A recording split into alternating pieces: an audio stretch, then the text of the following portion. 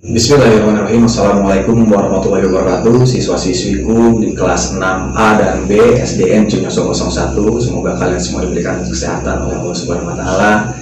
Dan untuk hari Jumat ini kita tidak bertatap muka, tapi saya akan menyampaikan materi di hari Jumat untuk kalian pelajari secara virtual. Materi yang akan saya sampaikan di hari Jumat ini adalah tentang renang gaya punggung. Sayangnya, keterbatasan dan pembatasan yang membuat kita tidak bisa melakukan aktivitas di air ini di kolam renang ya. Jadi penyampaian materinya secara virtual. Semoga kalian bisa memahami apa yang saya sampaikan pada pagi hari ini. Baik, silahkan mendengarkan. Karena di hari Jumat nggak ada tugas apa-apa, nggak ada yang bikin video atau apa-apa ya. Cukup kemarin senam irama. Dan untuk yang belum mengirimkan tugas, diharapkan segera mengirimkan tugas senam irama. Ya, lanjut ke materi inti, renang dan dasar-dasar penyelamatan di air. Dibagi menjadi dua. Yang pertama, gerak dasar renang gaya punggung. Bagaimana cara melakukan renang gaya punggung? Yang pertama, gerakan kaki sama seperti renang gaya bebas. Ya. Gerakan tungkai atau kakinya sama seperti renang gaya bebas. Hanya saja membedakan posisi tubuh. Kalau renang gaya bebas itu kan telungkup. Nah, kalau renang gaya punggung itu telentang. Jadi posisinya seperti tiduran ya. Cuman posisi kalian tiduran jangan sampai tidur di air. Jadi posisinya sama seperti renang gaya bebas. Hanya saja posisi renang gaya punggung itu kalian menghadap ke atas tubuhnya. Dan posisi kakinya sama, gerakan kakinya sama seperti ini. Lalu gerakan lengan atau tangan. Dalam renang gaya bebas, ya, arah tangan kanan dan kiri itu mengarah ke dasar kolam atau dasar kolam ya, dasar air. Untuk renang gaya punggung sendiri, gerakan lengannya renang gaya bebas hanya saja kebalikan arahnya, posisinya juga kan telentang ya. Jadi seperti ini, ke belakang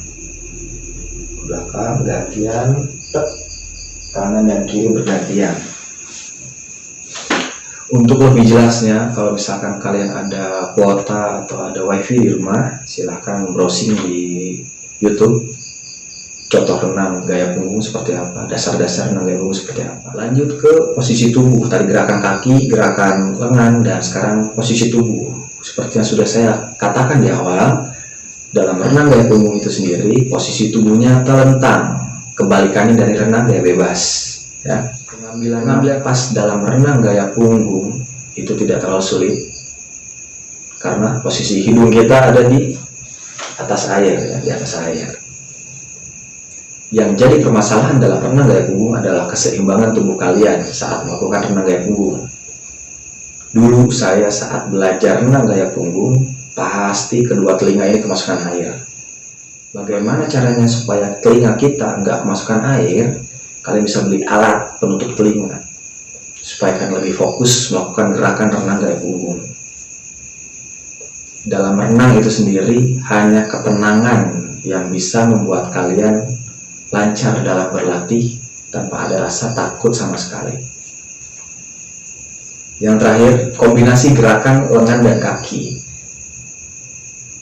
Kombinasi gerakan lengan dan kaki memang sulit dilakukan karena jika tidak terlatih, jika tidak berlatih, kalian tidak akan pernah bisa mengkoordinasikan gerakan lengan dan tungkai kalian atau tangan dan kaki kalian. Kita masuk ke sesi dasar-dasar penyelamatan diri di air. Ini sangat penting buat kalian semua dan buat saya pribadi. Ada dua aspek terkait konsep penyelamatan diri di air.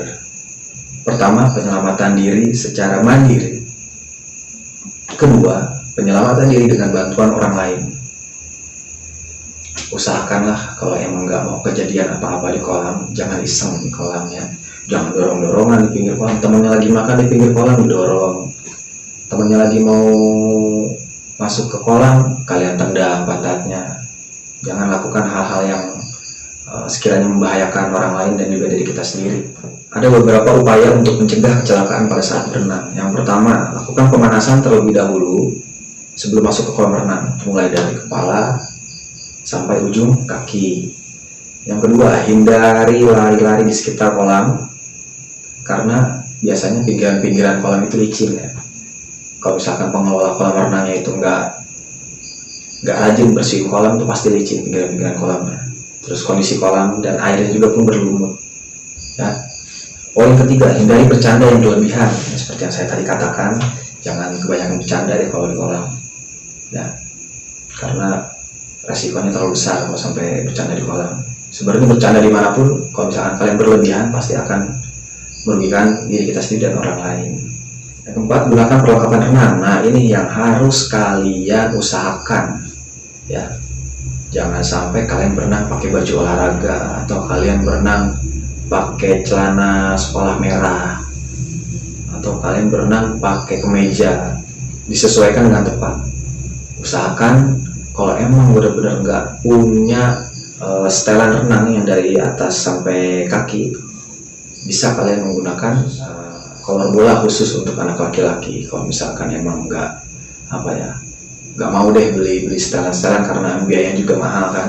Nah, khusus untuk perempuan, usahakan memakai pakaian yang sesuai menutup tubuh kalian dari atas sampai ujung kaki, seperti itu. Untuk pakaian sendiri, diusahakan kalian semua, baik itu laki-laki atau perempuan, jangan mengenakan pakaian yang berwarna putih. Jangan pakai warna putih. Pikir sendiri ya, nanti kalian paham. 5. Tempatkan pelampung dalam jangkauan. Untuk yang masih belajar atau menyesuaikan diri di kolam renang, usahakan jangan sampai terlalu jauh jarak kita dengan alat bantu saat kita berenang. Contoh, papan luncur dipegang sesuai dengan aturannya, kanan dan kiri, seperti itu. Atau penjepit, pelampung yang dijepit di paha ya, disimpan di tempat yang sudah ditentukan.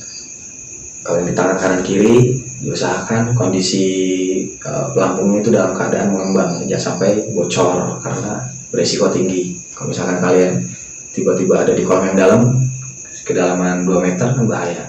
Baik, hanya itu saja yang ingin saya sampaikan untuk kalian semua. Semoga kalian semua diberikan kesehatan, keselamatan, dan apa yang kalian cita-citakan bisa tercapai semua. Salam untuk keluarga di rumah, jaga kesehatan, dan semoga kita bisa bertemu kembali di lapangan, ketawa-ketawa, jajan, lari sana sini. Assalamualaikum warahmatullahi wabarakatuh.